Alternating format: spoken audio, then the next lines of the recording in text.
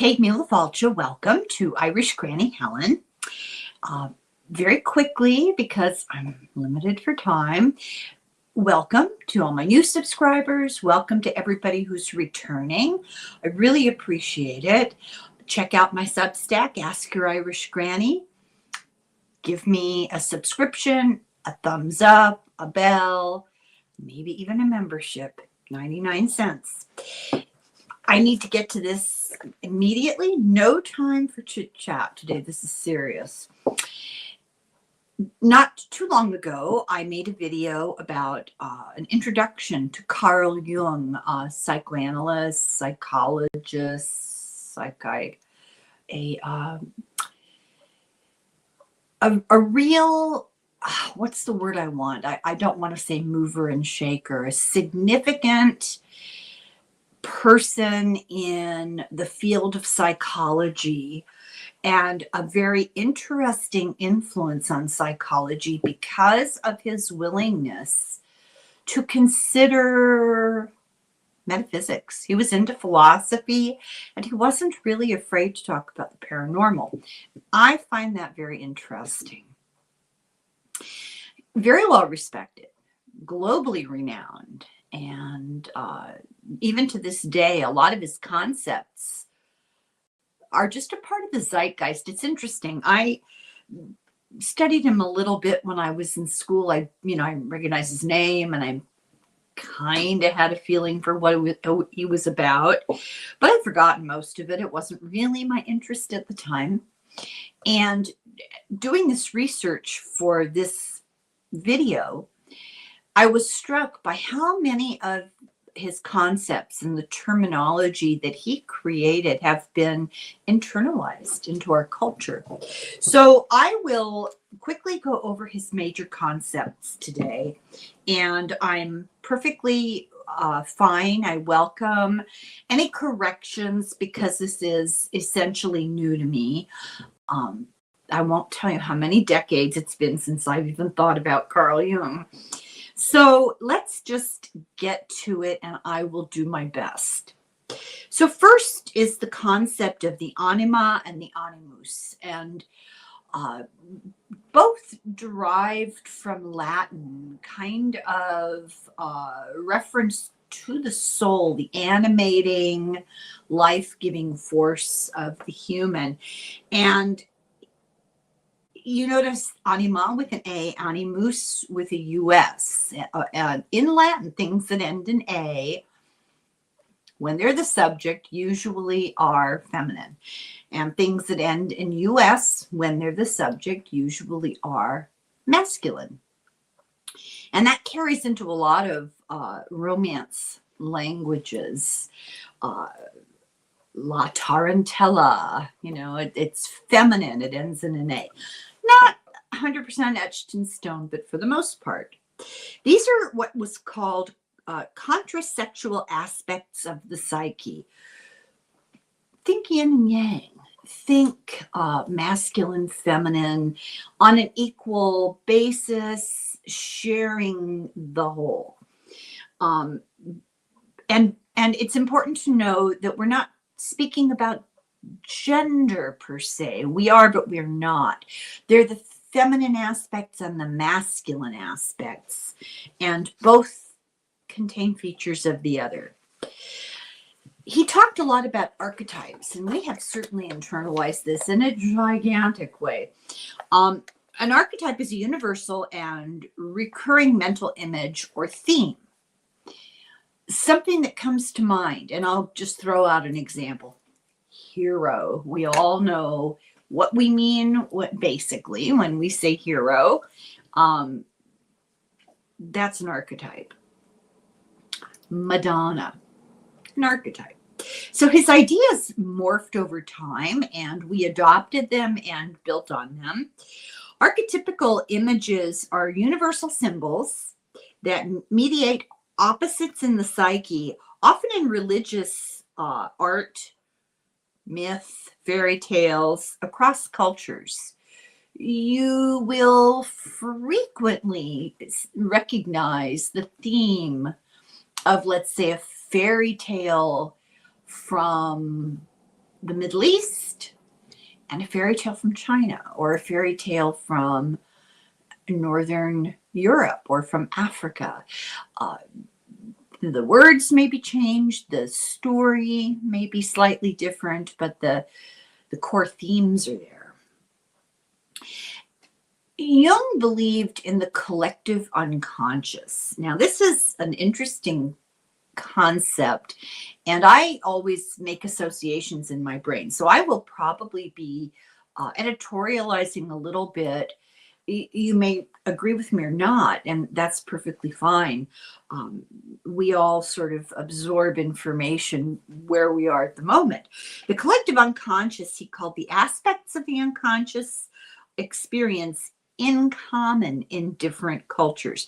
My mind goes to the notion the ancients called the ether. It goes to the word I just used a little while ago, the zeitgeist. It's that stew of information that we all sit in and share. It's the energy around us that's connecting all of us. He came up with the term complex, not complicated, but complex, as in a repressed organization of images and experiences that govern perception and behavior. So I can't think of a complex. We throw the term out quite a bit. When somebody is maybe abnormally obsessed with something, we say he's got a complex about that. Extroversion and introversion. Now, this is not our common use of the terms as in outgoing or shy. That's not what this means.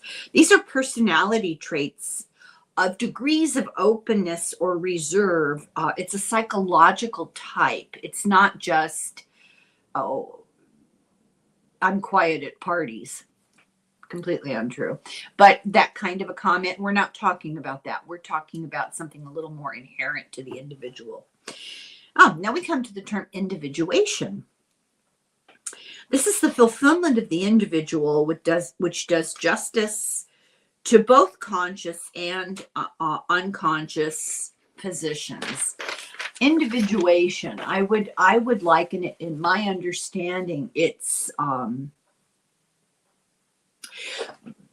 the ultimate development and evolution of your internal self.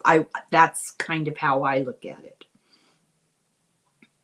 Interpersonal relations, who would have thought that that was something that he came up with? It seems like a very common subject. Interpersonal relationships are the way people relate to others that reflect how they relate to themselves and even to the natural environment. We have internalized that concept. For example, we will say, that person treats others so badly. There's a lot of self-hate going on there. That's what we're referring to. Numinous. Something that's numinous is healing, transformative, or destructive in spiritual power, or it's an invisible power inherent in an object. It's that transcendent energy. Persona. A lot of these words, I think that we have absorbed them, made them familiar, and probably misuse them in terms of Jung's true meaning. A persona is the element of the personality that the masks that one puts on. So it's what you assume to express to the outer world. Psychological types. This is the framework for therapists to differentiate between the analyst and the patient. This is getting a little technical here. We'll move on and refer back to this if it's pertinent. Shadow. When he talked about shadow, he meant the repressed, unknown aspects of the personality, which also includes negative as well as positive. Astrologists talk about your shadow self. A lot of people these days talk about your shadow self, trying to understand what's unknown within you. The self, the central concept governing individuation. The psyche's central archetype, who you are inside, basically. Synchronicity. This is a causal principle for apparently random concurrence of phenomena. I talk about synchronicity all the time. People will say, just on the street, people will say, oh, what a coincidence. I don't know. I do think there are coincidences. Of course, there are. Randomness is a feature of the world. But sometimes things are just too synchronistic. And I think it's us tuning into collective unconscious. And that's our next topic, the collective unconscious. This is the thoughts and the emotions that make up a personal unconscious and then extends outwards. The collective, it's not acquired by your life. It's not from cognitive experience.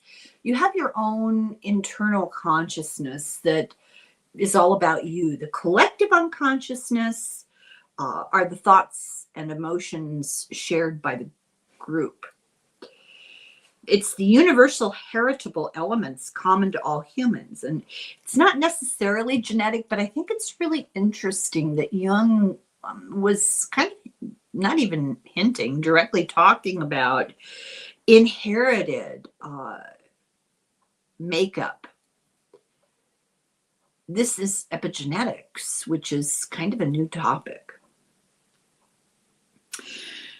This collective unconscious includes evolutionary, biological, and historical. As far as your civilization goes, it includes the ethnology, brain and nervous system development, and general psychic development, all in a big stew. If anybody has seen videos I've made with Stefan Schwartz, he looks at all of this from a very scientific point of view. There's this continuum where you've got metaphysics on one end and physics on the other. He tends to be coming at, we tend to be meeting in the middle, and he comes from it very physics oriented point of view. And we hear probably a little more woo-woo about it, but potato, potato, we end up at the same central point of agreement, which is there's a soup of energy in which we all dwell, past, present, and potential futures. And with varying degrees of ability or varying degrees of intensity, people connect to that. It's like, how good is your transistor radio? And let's tweak it and make it better. It's always possible to tune into this. Some people seem to have a facility and ease with it. Other people have to work a little harder, and it's like a muscle. The harder you work at it, the better it gets. And it's just the energy we sit in that we all share that connects everybody, past, present, and future. So his description is this. It consists of pre-existent forms, the archetypes, which can only become conscious secondarily, and which give definite form to certain psychic contents. Fancy words. And I think what it means is these concepts of archetypes, these things that we would recognize, the hero, the villain, the fool, the tarot actually reflects quite a bit of this. We can all tune into it. It's just there. And globally, historically, through time and space, people have always connected to it. And they become factors in personal psychology from this impersonal physical layer. And it really is considered like an energetic layer. It's the common universal physiology amongst all humans. It includes our instincts, which are sets of motivational urges. The collective unconscious is the frame where science can distinguish individual motivation, the individual motivating urges that are present in all humans. So we're going to talk a little bit about archetypes. I don't want to get into all of them immediately, but we'll talk a little bit about them. Archetypes he defined as a process of nature. They just do exist. These motivating structures. I don't know what exactly the right terminology would be. They become motifs in mythology, and they're universal symbols that can mediate opposites in the psyche. They're often seen in art. They're often seen in fairy tales. The handsome prince, the evil witch, the innocent young woman, the ogre. These are all derived from archetypes. They're pre-configurations in nature. He actually believed that they existed, that give rise to repeating, understandable, describable experiences. These become definitive terminology that we refer to that other people can understand. They exist independent of time and current events. They exert influence in experiences and thoughts of all people. They can be heritable. I find this is the most interesting, this idea of epigenetics. They're thought to have existed since we became a species. They're repeated behaviors, patterns that are passed on in story. They're common themes for humans. The notion of an archetype, the actual word and that notion of kind of codifying this, originated with Plato. He called them primordial patterns. There are as many archetypes as there are life experiences. So these are a couple of the choices: the shadow, the hero, the self, the anima, the animus, the trickster. So let's talk a little about the shadow. This is the part of the unconscious that we resist identifying as part of us. We're often unaware or do not acknowledge, turn away from, compartmentalize our shadow selves. We'd rather ignore it or repress it. And so, that means, why would we do that? It's not something we're proud of, so we'll put it into the shadows. It can be a weakness. It can be instincts, shortcomings, something that we as ourself perceive as not flattering or that we don't want to acknowledge. They result from our adapting to cultural norms and expectations. Now, this is from a very psychological point of view. There are others who would argue that they arise from past life experience, karmic issues.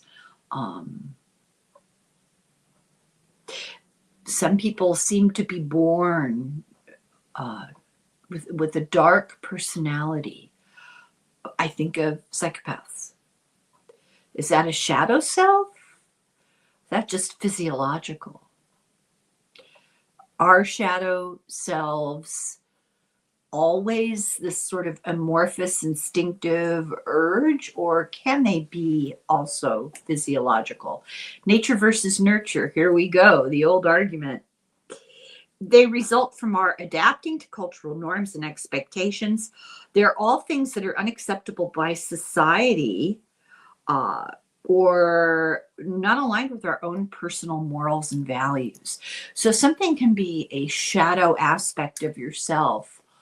Even if society is okay with it, it may not be okay for you. The thing that maybe comes to my mind is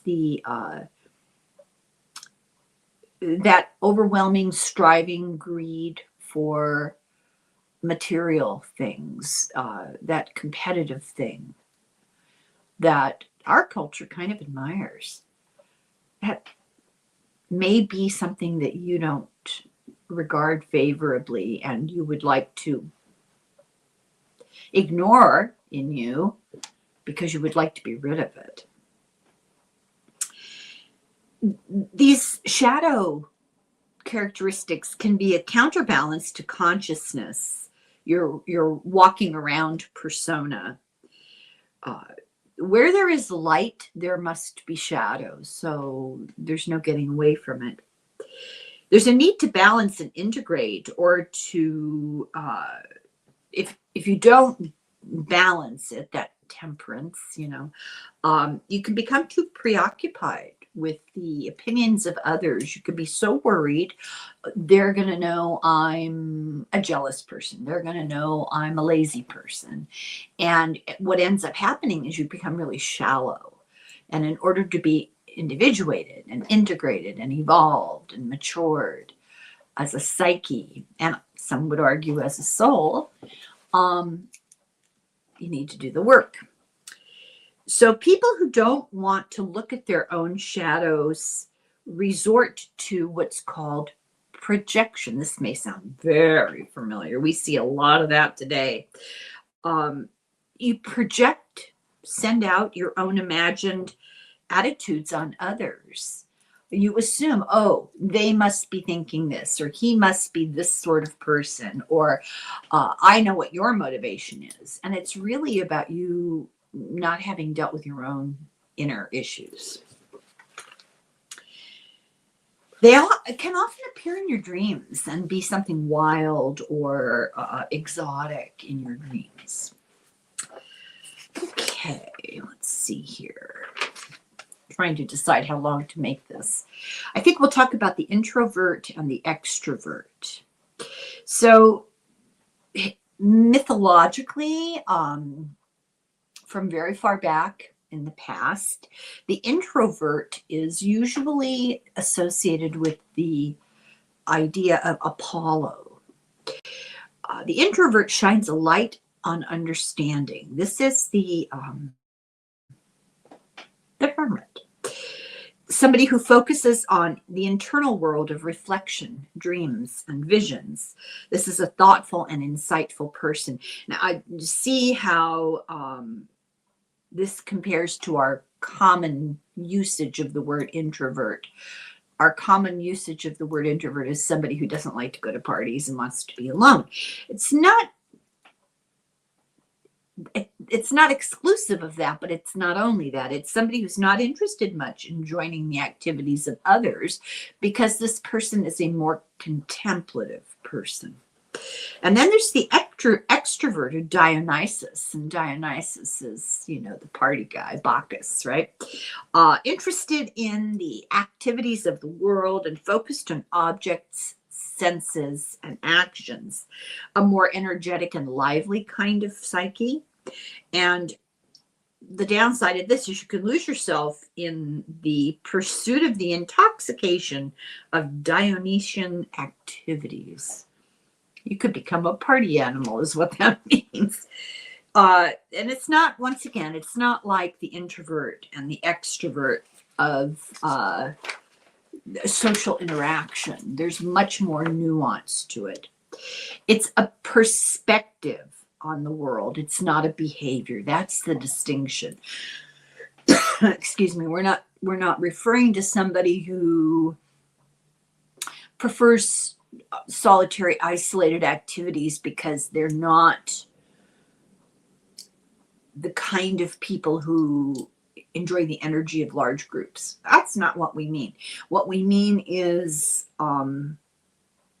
perspective on the world. An introvert is likely to have a subjective view, to always be looking at everything from an inner self. And an extrovert is much more interested in the objective as opposed to the subjective.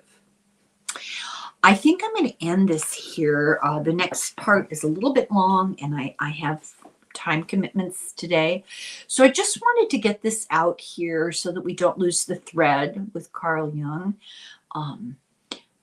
I hope that I'm hitting the high points here correctly. Correct me if I'm wrong.